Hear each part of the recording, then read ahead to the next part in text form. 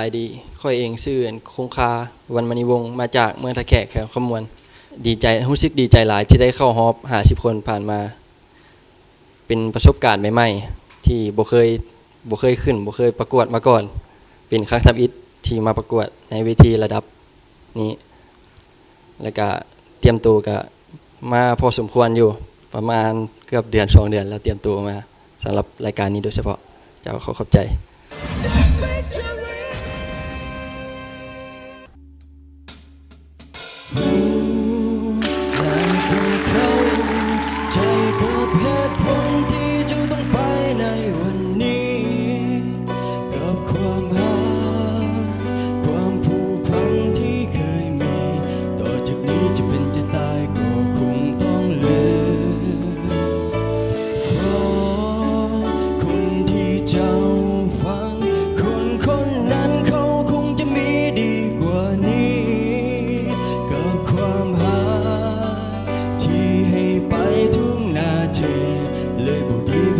ซึ้ง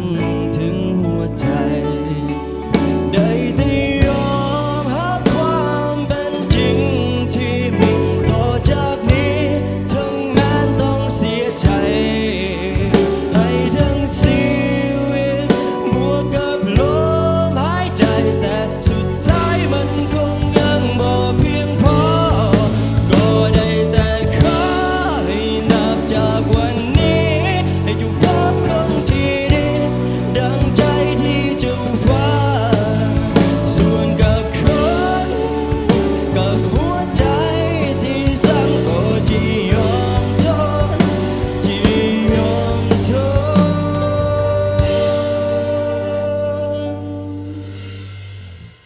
จะฝืนในวันที่เสียใจโอ้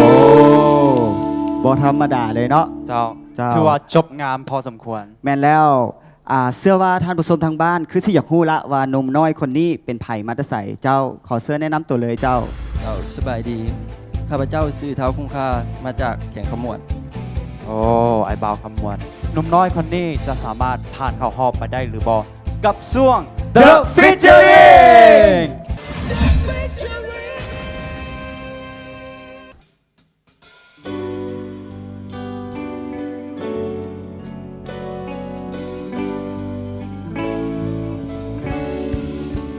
ได้แต่ยอมรับความเป็นจริงที่มีต่อจากนี้ถึงแม้ต้องเสียใจให้ทั้งชีวิตบวกกับลมหายใจแต่สุดท้ายมันคงยังบ่เพียงพอ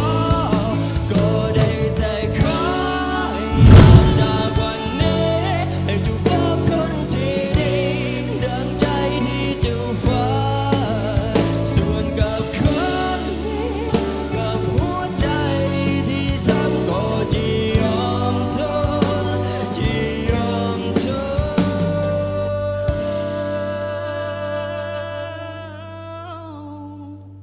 จะฝืน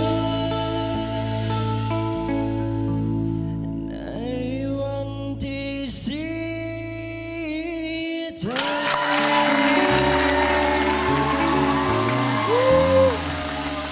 บ่ธรรมดาอีหลีแบงค์ สุดยอดกันไปเลย แม่น โอ้ แล้ว ทางพิธีกรพวกเขานี่รุ่นได้3 คน รุ่นเต็ม ซี ที่ มี แล้ว กับ เมื่อกี้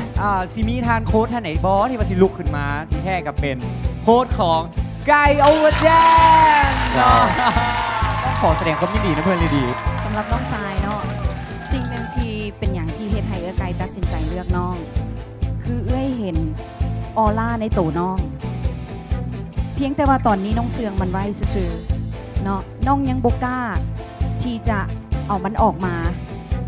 ฉะนั้นเอื้อไกลจะเป็นคนดึงมันออกมาเองและเจ้าจะได้เป็นดาวที่สาวๆกรี๊ดทั่วบ้านทั่วเมืองเนาะ